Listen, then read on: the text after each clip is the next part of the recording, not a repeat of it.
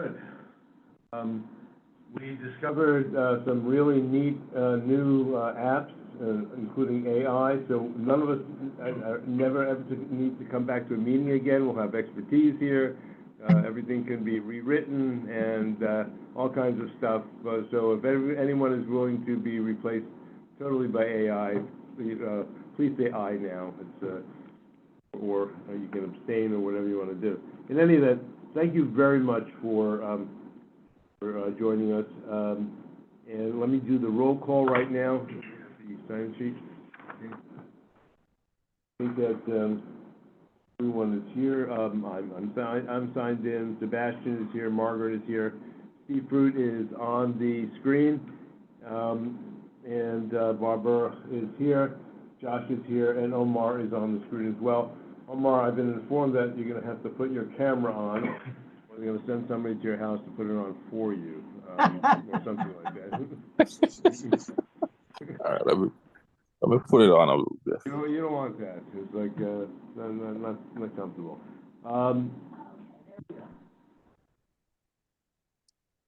So both Steve and Omar are here under extraordinary circumstances. I know that that's going to be decided. What is truly extraordinary in this world? In the world we're living in right now, I'm not sure extraordinary has any definition.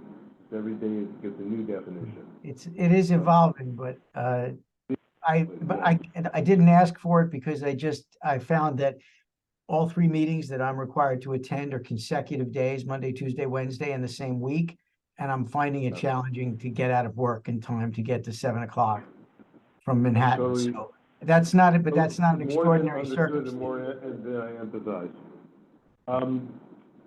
In the past 2 minutes, you should have seen them. Pablo sent them out. I'm just asking for approval of the committee meeting minutes. We have a sheet that I got to fill out for that. All in favor? Aye. No opposed? No abstain? So we're going to say all in favor. Unanimous. Okay, and thank you everyone for being here tonight again.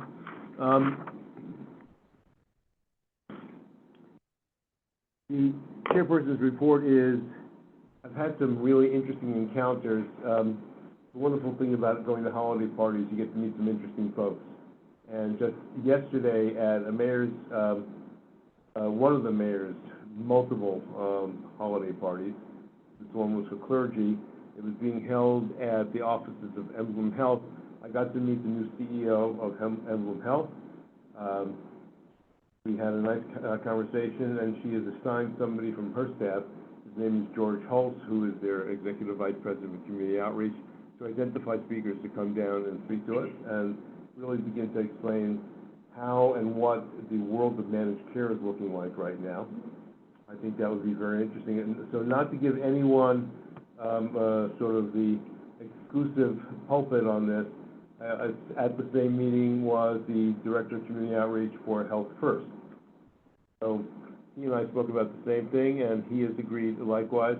But they also would like to come in, and we'll discuss it more later. They have a specialty in all the new various different products around Medicaid and Medicare. So they're going to come in and talk about that if we so approve it. At the same party, I met the new director for faith-based initiatives for DOHMH, and she is quite interested in coming in and talking to us as well about all the various different initiatives that they're putting out through DOHMH, both standard healthcare and mental health care, through the lens of what the faith-based community can do. So I'm going to ask you to find a colleague that is not faith-based, and so we can get a full picture of DOHMH. Those are really extraordinary opportunities, and hopefully, I've been playing telephone tag with them. The new executive director for outreach, community outreach for Montefiore is our former borough president, Ruben Diaz Jr. And Ruben and I met at one of the conferences down in Puerto Rico recently, Somos, which is an interesting conference where they bring together all the Latino elected officials and others. and he has agreed to come and talk about this. So find people from his staff as well to come and talk about what are some of the plans of Monty up here in the Bronx. And since they are the major player up in the Bronx, certainly Health and Hospital is also a major player, but I would say Monty's probably the major player. I would say that it would be really good for us to be able to hear from them. So that is a couple of possible meetings for the next several months. So I'm really excited about that. And I'll be going to a couple of more parties before the end of the month, so you never know who we can meet and greet and talk to them about it. One of the interesting ideas that I also had was is looking at healthcare as a human right. And I know that the Commissioner on Human Rights, which happens to be one of the commissioners of, is very interested in it as well. So I'm going to try and ask them and if they have a presentation they can bring to us. Because one of the things that came out, and it was in our minutes, is that the Bronx is 62 out of 62 for the state of New York. In other words, the 62 counties, we are the lowest on the list. Still find that remarkable considering some of the other counties that have limited health care whatsoever outside of New York, outside of the Bronx. And so it's really something I think that I know the borough president is dedicated to addressing. I would like to find out, and I'm going to be speaking to that office as well, to find out where the individual community boards are. I know that they break the surveys down by community board. Actually, they call them PUMAs. They're census figures. So a lot of the stuff comes from the census figures. So I'd like to find out where the census districts that fall within our community board come down within that 62 of 62 to find out where we see these kinds of discrepancies, where we may be ahead of the rest of the Bronx, maybe where we're tied with the rest of the Bronx, or where we are in fact lower than the rest of the Bronx. So you have been following, I'm sure some of you have, the COVID figures. It was really remarkable that it's not just socioeconomics that drives some of this stuff. 104, what's it, 104.770, 73? What is the northern zip code here? Yeah, it's at 104.71.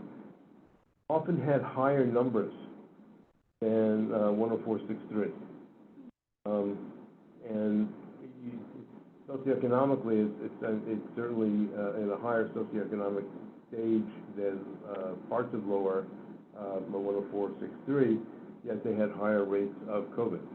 Now, there could be multiple reasons for that, and we'd have to take a look at it, but I'd like to really begin to examine, and that's really going to be the crux of some of the stuff I'd like to talk about during this community board meeting. Nursing homes may account for some of that, Bob. The presence of nursing homes to the north, some of them, I mean, might account for some of that. Might account for some of it, you're very true. Is Hillman Hospital up there? Jewish Hillman Hospital isn't that? I believe they're in 7-1. Sorry? 104.71. Jewish Hillman Hospital. Just the Hebrew Home is the big one. Hebrew Home, yeah. Hebrew Home. I believe they're in 7-1. Yep. But there are a number of nursing homes that are in Kingsbridge. 104.63 as well. A lot of nursing homes are 104.63. We really, and then there's other aspects of the community that's in 104.63 as well. So I'd love to get I know that they really drilled down on some of these data points, and I'd really like to get a much better understanding of how that figures out. So that's really my hope is that we can begin to really understand where we're strong, where we're weak, what are the particular areas that we need to dive deeply into. We're going to be doing that when we look at areas of exploration, and that's sort of my chairperson's report at this particular point in time. Questions, thoughts? Well, this is partially motivated by my participation on SCREE, but one of the things, some folks have come to me talking about, like, we should have forum on discrimination, anti-Semitism, Islamophobia, racism, all these sorts of things, and part of, what I wanted to explore potentially with this committee is using that lens, but can we talk about hate on health and what that does to people's bodies in feeling, especially over the last 8 weeks or so, how people are feeling and how it can cause higher cortisol levels, stress levels, it can catalyze cancers and other kinds of, psychological, mental health. And there's a direct correlation, obviously, between hate and violence, but it can be because of the deterioration of health, right? And so that's usually what's implied. But if we could explore, if folks might be interested in this, in having a conversation where we're talking with a medical professional, and perhaps DOHMH might be a great partnership with various religious leaders or faith-based conversation, but to talk about hate and all of these negative aspects and what it does to our bodies and what it does to our health and our collective community health. Because I think, there's a lot of conversations that are happening about all sorts of negative things happening in the world, and if we could ground it in a way that helps people know where they can get resources for help, where they can get resources, whether they are feeling feelings of hate towards other groups, or if people are feeling like they're there's just too much going on in the world and they feel like they can't walk down the sidewalk feeling safe, that they can just go as they need to, that they're going to be targeted. What other resources can there be for the individuals who feel that way as well? Giving some action steps. I don't think we're going to solve anything together, unfortunately, but if we can offer up some action steps and talk about hate as an element that is so destructive in a concrete way, in addition to what's been, what various groups are talking about. Any other thoughts about this? I think it's a great idea. What I'm hearing is hate is the individual emotional, mental health impact of the isms on an individual. There's lots of research out there that talks about the impact of isms on access and health disparities. Right.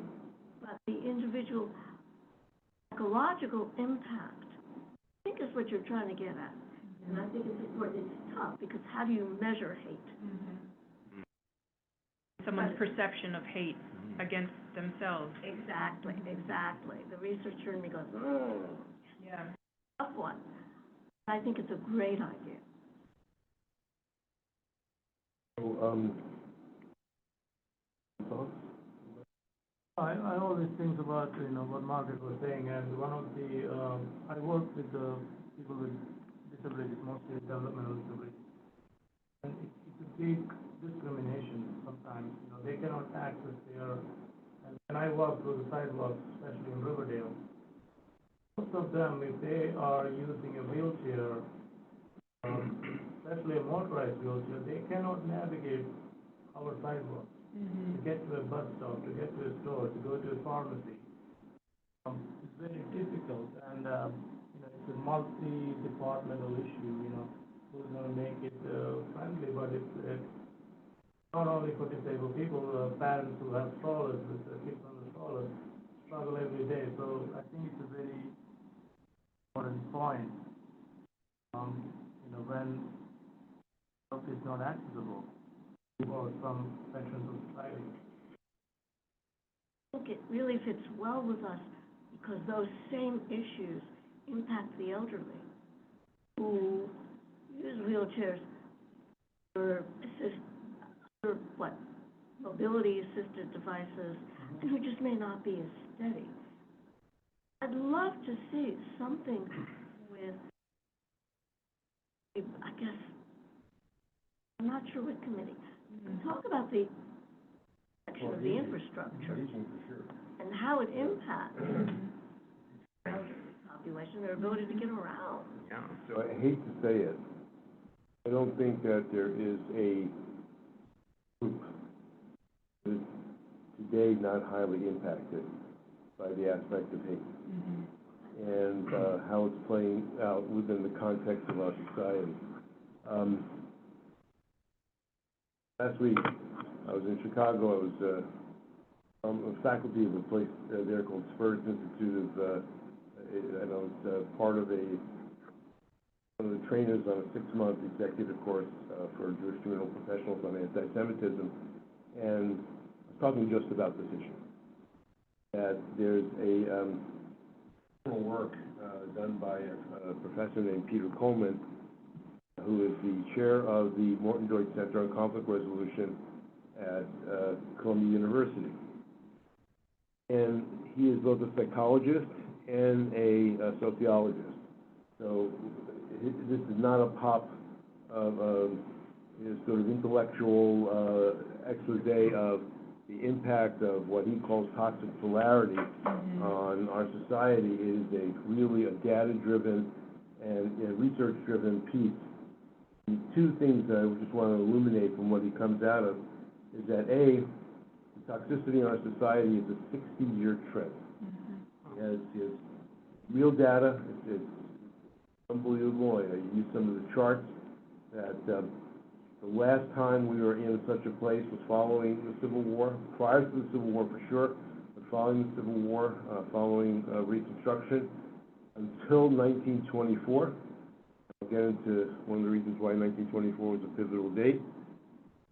Then it lasted, that was a time of hyper-toxicity within society, or hate, which evidenced itself in closing of the immigration doors in 1920 and all kinds of stuff. And then from that point on until the end of World War II, it had dropped until the beginning of World War II. At the end of World War II, there was another drop. It rose during World War II, and then another drop that lasted until the 1960s. And then there has been a steady increase in hate and toxicity since the late 1960s to today. And over the past 10 years, you see a tremendous, tremendous increase. Second thing that comes out, and this really relates to exactly what you brought up, Margaret, that comes out of this, is that he did research on what is the impact of outrage. And we, along with toxicity in society, comes tremendous outrage. And outrage is fed by social media and media stations. In other words, the person who is of one proclivity watches one station or follows a certain level of social media, and that social media is designed to increase the outrage around a particular subject area. When he did a study of people going through the various different social media and standard media types, he was doing a brain scan on them during that period of time, and it lit up the same sensory portions of the brain as heroin. It meant that there is a physical, emotional, but a physical addiction to outrage. It plays right into what you're saying, and outrage being physically addictive, when you get it, it raises your blood pressure, it raises your defenses, it has a negative impact on your health, and when you're not feeding it, you have to feed it again. So you return to it, so there's a consistency of feeding the outrage, there's a consistency of raising of all those various different indicators. And the other piece of research that was done was the effect of intergenerational trauma, and this has been done by one of the local hospitals here. Einstein has done a 20-year survey on second and third generation trauma for Holocaust survivors, and how it is survived from one generation to the next. And there's similar research that's been done amongst African Americans of these the multi-generation impact of slavery. I think you're really onto something. And more than that, I mean, this is something I've been really deeply involved in. More than that is that what we're seeing right now in society, because of the increase in toxicity, and we're not just talking about what happened on October 7th, that was for some communities, that was a trigger. George Floyd, other kinds of issues, and what's happening in Washington, January 6th, and all the, and by the way, it has nothing to do with politics. That's really, whether people are right or wrong, it just really hit people. People are living in a consistent state of trauma. Trauma will impact 20% of a population in a negative way. Most people will survive the trauma and resiliency will take over. However, 20% of any one population are not able to overcome the impact of trauma, and it will have negative impacts on all aspects of their life, mental health, physical health, et cetera, et cetera. I think doing something like this, informing people something like this, and then turning to the various different institutions, whether it's DOHMH and the faith-based initiatives, or Monty, or somebody else, to be able to bring in workshops or something like that, really fits into sort of what I wanted to talk about. I think would be a very interesting thing. So a forum would be powerful. Turning to some of our other committees, I think aging would be good. Youth would be another area, because youth are traumatized to the max. Some of the actions you're seeing on campus today is not an excuse for people becoming violent or using horrible metaphors. But one of the reasons that people are turning to certain things like this today is because of a generational trauma and the inability of those who are in charge of these schools, so that in living color over the weekend with the college president, and we see it in the high schools and DOE,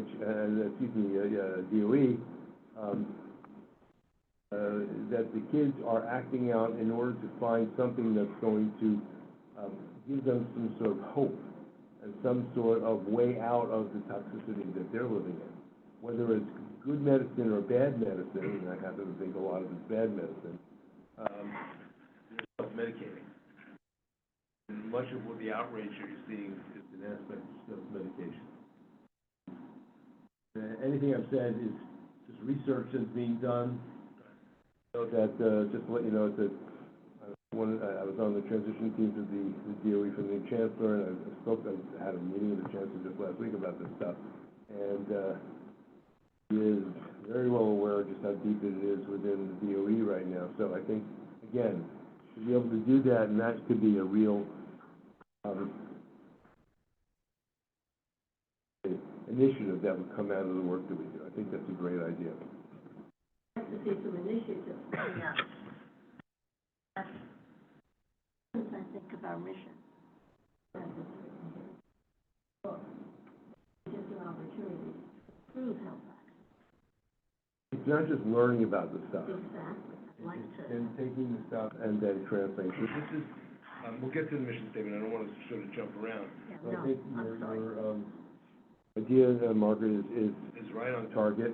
I think I would ask you, could you write up something that, a short paragraph that we could then give to some of the other committees and see if they would be interested in working with us to do something like that? And I know that we spoke the other day with Josh about some of the stuff around mental health.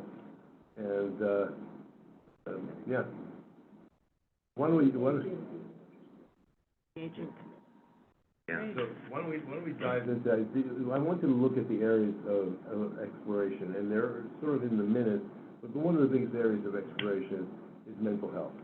So Josh, you had some deep concerns about yeah, Eric Adams just passed last month that police could pick up any person for health reasons, hold them involuntarily. Like, what's going on? This is in the name of cleaning up homelessness. Sure, there might be homeless people who are paying, but it doesn't mean they need to be locked up. I think you need a committee or in front of a judge. How about let an expert mental health person or two review cases? We shouldn't be in charge of that. Draconian. In the name of cleaning up the streets, you can lock up anyone you want. These are vast, sweeping, I've seen it, I work in Union Square, and like, I might have Everything's driving that. an effort to clean up, I think Eric Adams was a police officer.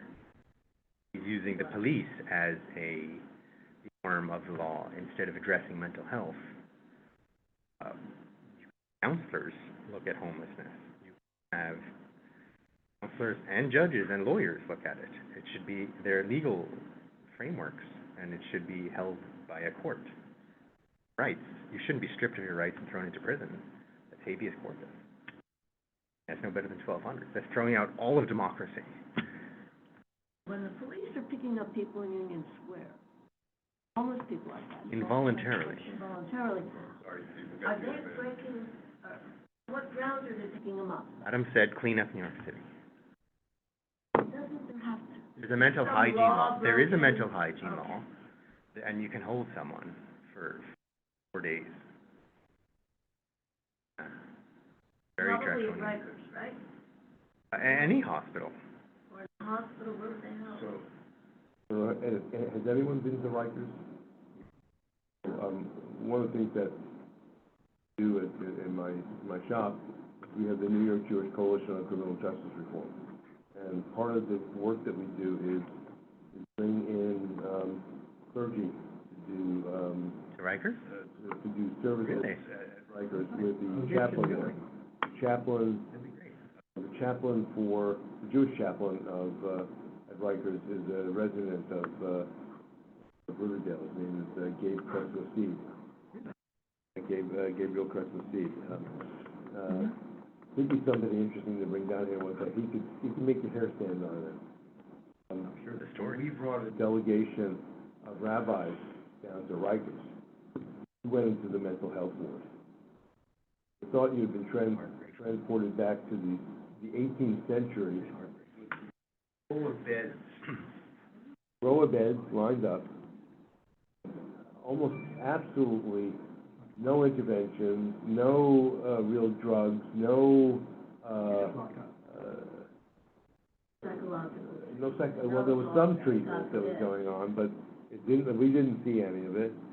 People looked like as if they were drugged out, but it's not that they were receiving monitored drugs. They looked like they were drugged out, and horrid. And I was more than happy. A friend of mine was the head of mental health at Rikers, and Yuna, she's now head of mental health for the Korean Community Services. And I think bringing her and Rabbi Seed, either in a Zoom or in person, would be very powerful. So let me actually look at Percentage of people in who have mental health problems. Right. They're not So there. you're making insanity criminal now. You're a criminal because Right. you can't think straight. That's not right. Right. But that's been going on since the first Cuomo administration. Yeah, absolutely. So Lock them up. I'm Right. not sure that we can necessarily, quote unquote, solve the problem, but we might have some impact on it locally. Hmm? I find one of the driving forces behind Adams and behind the work that's being done, euphemistically, some of the efforts that are being done, it's fear. Fear of what those with mental health issues will do.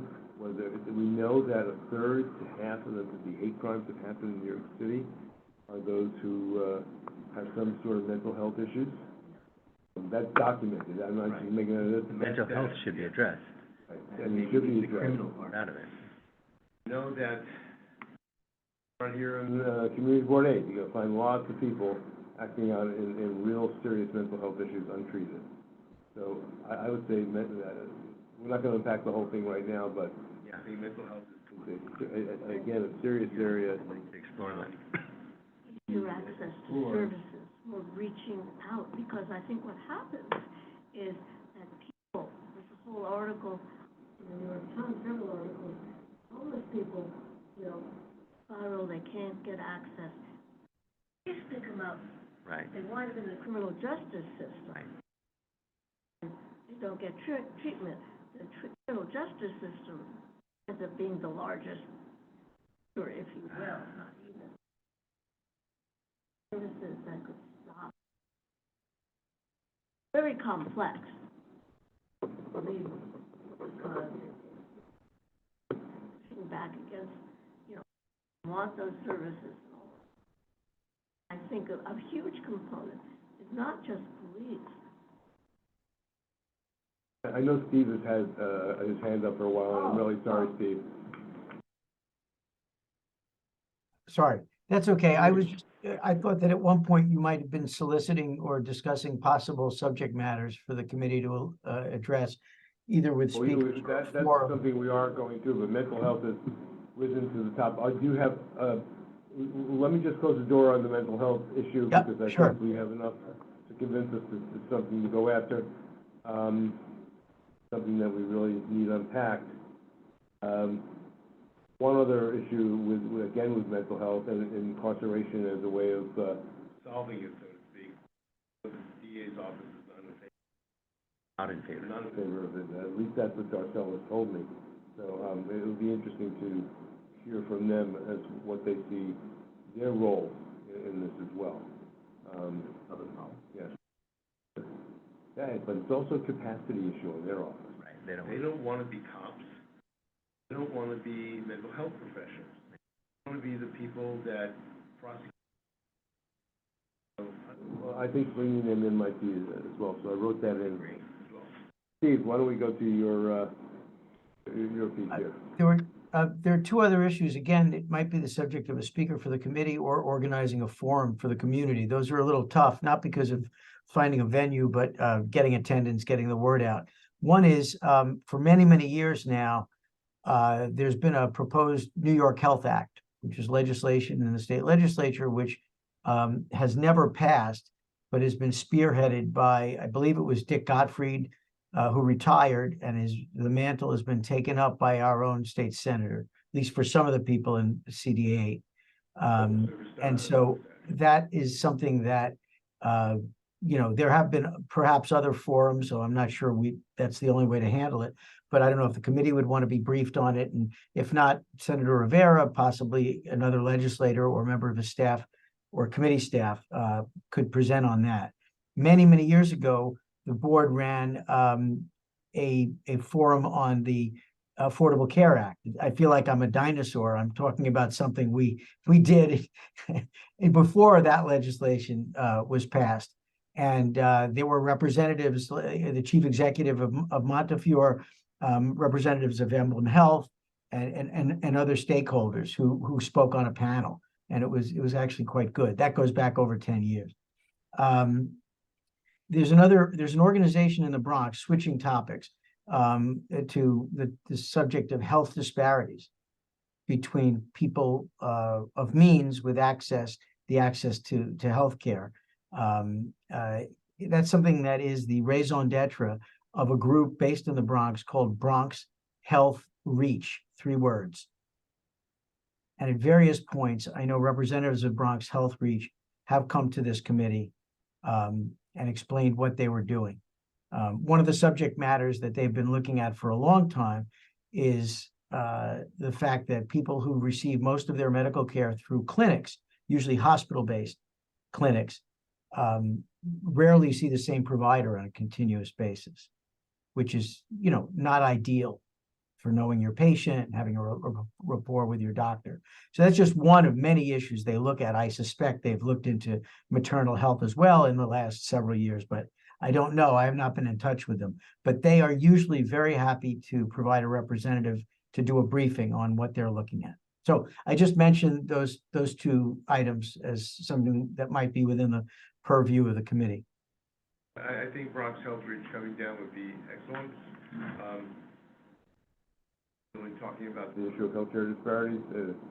Certainly during COVID, the issue of healthcare disparities became not only apparent, it became deadly because of the discrepancy of how people of color were affected by healthcare disparities. And it's not just the COVID healthcare disparities. It's all the stuff that made people more susceptible to the impact of COVID, whether it's diabetes or asthma or any of the classic chronic healthcare issues that are affecting people in communities. It just made them more susceptible to it. The woman who presented from the Bronx Borough President's Yeah. office, was she from Bronx Health Reach? No, she's from the borough president's office. She's all intents for Secretary of Health. But she's connected to Bronx Health Reach, and I'm sure she could. She wants to come back, by the way. So to take a look at. So I think doing something on healthcare disparities would be extremely important, because it would also look at some of the classic chronic healthcare issues that are being dealt with, and what you just brought up, Steve, about a lot of the healthcare that's being delivered in the Bronx today is being delivered either in emergency rooms. It's the worst kind of healthcare delivery. It's also the most expensive, or through school-based healthcare clinics. I'm not saying that they aren't good, but again, it's a healthcare clinic-based delivery system, and they're not always seeing, as you put it so well, not always seeing the same provider, or through the FQHC, the Federally Qualified Healthcare System in the Bronx, because of the level of folks who are at poverty level and the Medicaid level. And also a number of the FQHCs are also dealing with the undocumented. They're not allowed to, many of the FQHCs are not allowed to serve in some of the healthcare stuff to the undocumented, but they do for other things. It all depends upon what's being delivered and where the funding is coming from. It gives them a lot of headaches in getting it all out, but so much of that, of what's happening with the undocumented is being delivered through emergency rooms rather than through something that is a little bit more consistent and has connectivity to it. So I think those are two very, very important areas. We've really put our finger on some very important stuff that could fill up an entire year. I really love this notion of the trauma based on hate. One other agency I think we can bring into this is OPHC, the Office of Prevention of Hate Crimes. The executive director is Hassan Navid. I work very closely with him. And of course, again, Human Rights Commission has been sort of picked to do some of the coordination around hate crimes. I have to find out from Hassan if he has looked at any of the data of trauma and the issue of hate crimes. You know, there's a lot of it out there, let's put it that way. There are some international experts that have worked with, one of the best experts I've ever interfaced with is the Israel Trauma Coalition, that was formed right after the second, or during the second Intifada. They have dealt with trauma not only in Israel but across the world, where there's been hurricanes, where there's been tsunamis, where there's been nuclear disasters, earthquakes, et cetera, et cetera. They've gone in with their teams. And we actually had helped to facilitate a team of their experts to train a group of clergy in Brooklyn that is doing anti-gun violence stuff. And that's another subject in the future. And right now, it's a big nut to chop off. It would normally come under public safety, the issue of gun violence in the community. However, just as a pop quiz, anybody know what the largest incidence of gun violence is in the country? And mishandling or suicide. Suicide. Yeah. Suicide is 50% of all the gun violence in the country. Second largest is intimate partner violence. Then gang stuff, and then only after that, mass shootings. And it's the stuff that gets all the press. Well, yeah, but think about the other stuff. There's actually one mass shooting or more than one mass shooting every single day. Mass shooting involves more than 3 people. mass shootings happening all the time. But you're hearing about the mass shootings where somebody walks into an institution with a long gun or, you know, a pistol and shoots a whole bunch of people. That's the stuff you're hearing about. There's some really incredible people doing anti-gun violence stuff here in the borough, and certainly across the city. I know the mayor's taking some new initiatives around it.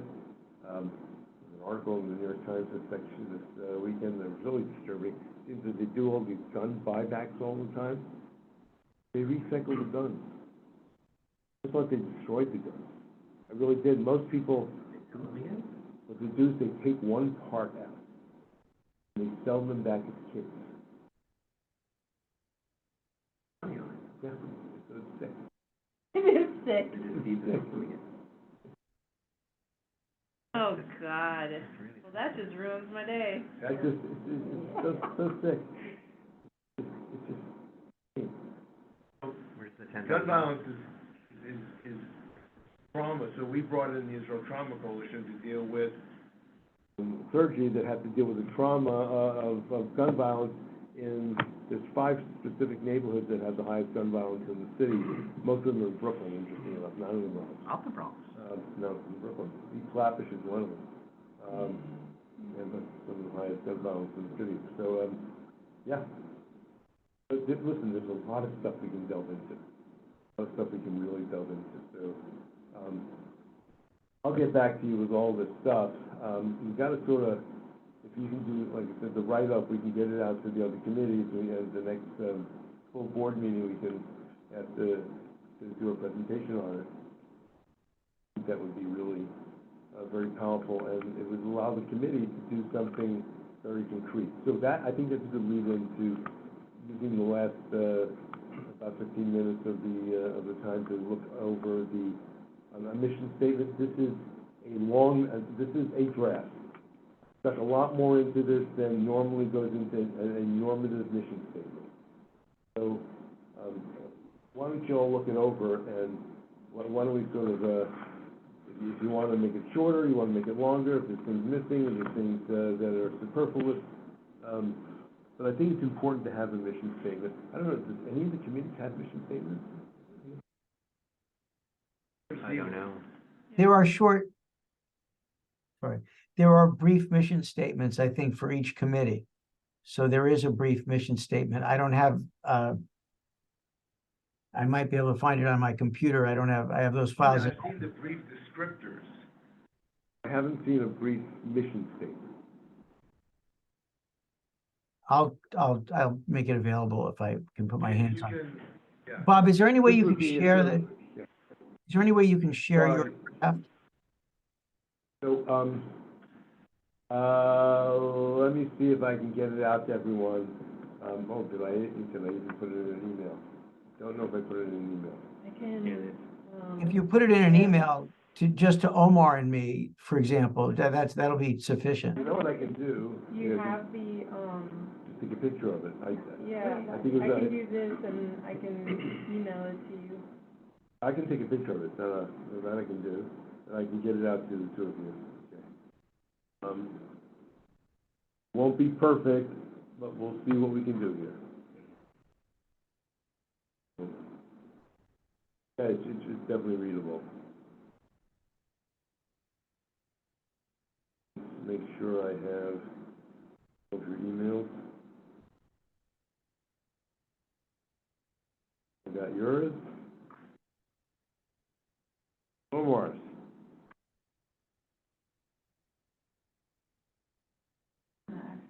Sorry, yes. You can do that too, yeah. yeah. I just sent it to you as a photograph to both of you, Omar and Steve. If you can get the text, that would be really cool. Translate.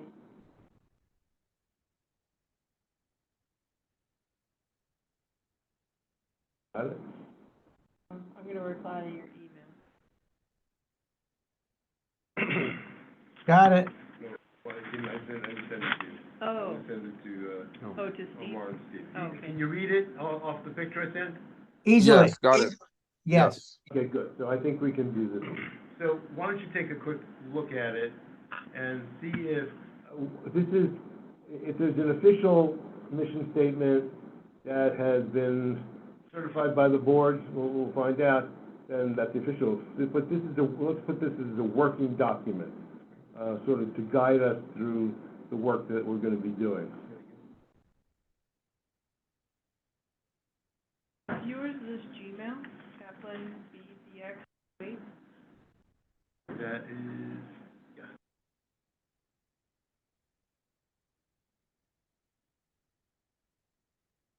That's my community board.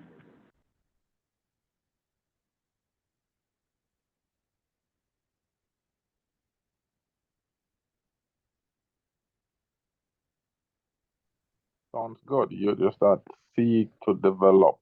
So there needs to be a 2 to develop.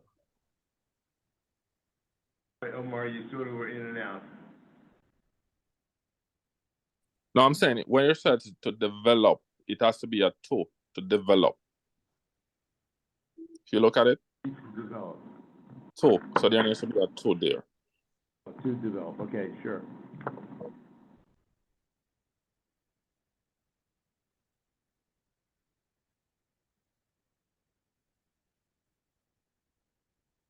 It's actually for the Bronx, 2 no longer. Residents, right, it should be. I found it, Right. it's actually, the mission statement is on the website, Ah, under committees. thanks, Steve. So I'll have to take a look at that. We can use this as the working document for what we would like to be able to do during the year.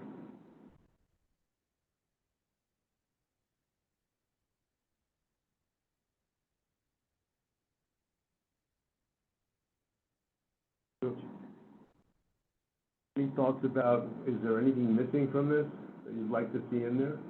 The residents, right? Where's that, what line? First sentence. Residents, right? Yeah. A resident, yes, yes. And the name of the committee, it has an S on service.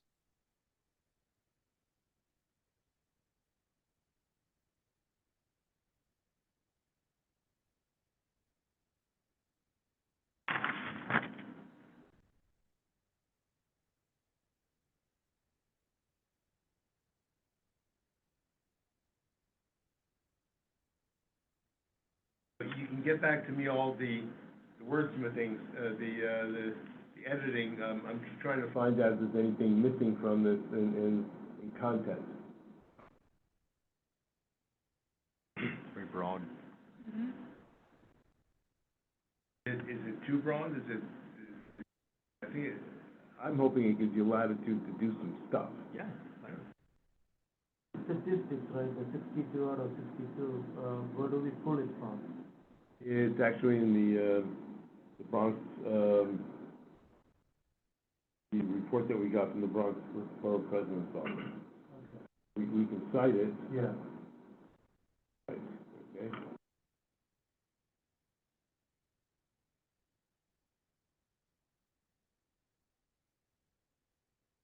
Right, so if everyone's satisfied with this, we'll put this in the minutes. I'll do the wordsmithing on it, so that the text in proper order.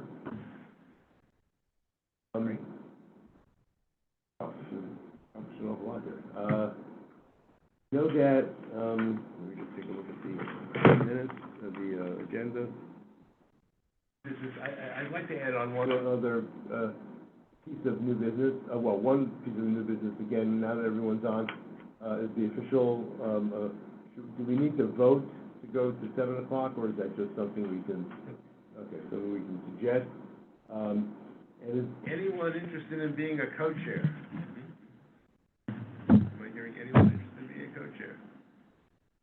Yeah, sure. Okay. I think we have to vote on that, so, Josh has, put his name in nomination to be co-chair of the committee. Second, anyone opposed? Bob, you can't, chairs of committees have to be elected by the board. Do you mean vice chair? Vice chair, yes. You can Vice chair. appoint, you can just appoint a vice chair yourself. Okay, So appointed. there you go. Thank you very much. My blood pressure goes down just a little bit more during this period of time. I have something to admit to you. When I accepted being the chair of this, I think it was in the beginning of June, I was actually supposed to be going part-time at work, as of July 1. However, the CEO of my organization resigned on June 24th. So the notion of being part-time, never happened. And then after October 7th, part-time or even full-time was a fantasy.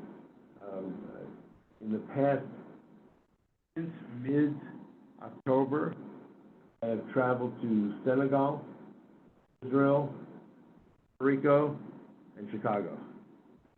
So there's been quite a bit of travel involved there, and there's been launching of new programs, and then my associate director went out on maternity leave a month early in September, so thank God she'll be back in, baby's good, and mother's good, and she'll be back in the middle of January. So having a co-chair will be most appreciated. Sure.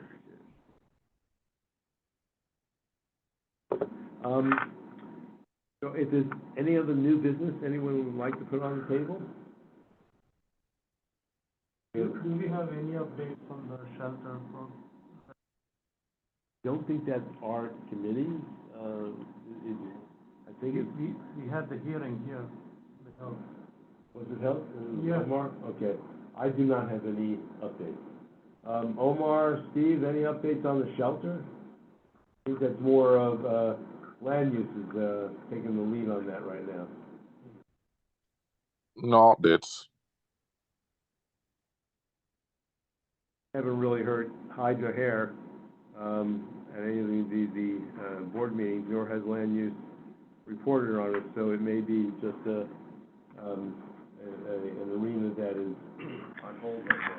There was an article in today's Riverdale Press about the shelter, but mostly it was a reiteration of information that we had. It talked about additional land, which was part of the parcel, and the actual purchase of the land has occurred. That was the reason for the news story. So there hasn't been any real, other than that, any real forward movement. Okay. And there are many more topics. AGID, I hope AGID takes up the topic of the assisted living scandals that are happening in this community. They are horrific, but assisted living scandals are happening in every community right now. It's really unfortunate. And likewise, nursing homes are just, for some of the really, I would say, solid and I'll guard my words, solid and larger nursing homes, like Hebrew Home, is a tragedy what's happening out there. So I think we have, I will put together the minutes. I'm going to find out, I will speak to the folks here in the office to see if the AI stuff came through. That would be really very nice. And certainly the recording, let me actually stop the recording.